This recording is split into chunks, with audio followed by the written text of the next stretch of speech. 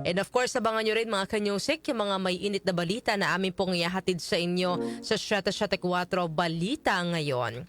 Pero sa puntong ito mga kanyusik, bago tayo dumako sa ating pong mga may init na balita at sa ating issue, narito po muna ang ating Food for the Soul and Food for the Spirit. Alam niyo po ba mga kanyusik, na kapag ang mga tupa ay biglang nakaramdam ng panganib, habang sila ay nanginginain o yung kumakain sila ng damo, ay humihinto sila at itinataas nila ang kanilang ulo. Nagmamasid, sinusuri ang paligid, at kapag nakita nila na nasa malapit lang ang kanilang pastol, ay kumakalma sila. Maaaring naroon pa rin ang panganib, ngunit ang presensya ng kanilang pastol ang nagbibigay sa kanila ng kapayapaan. Kaya bumabalik sila sa pagkain ng walang takot. Ano po ang mapupulot natin dito mga kanyusik?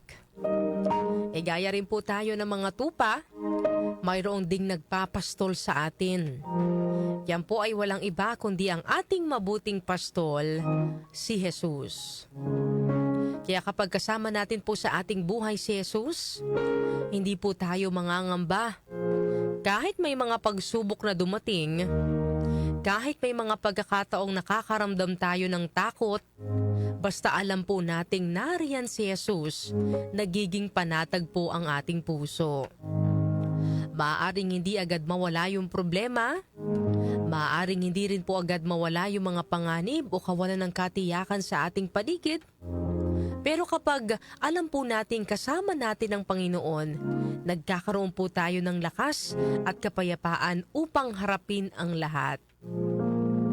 Kaya kung may pagkakataong natatakot ka, pinanghihinaan ka ng loob, huwag mong kalimutang nandyan si Jesus.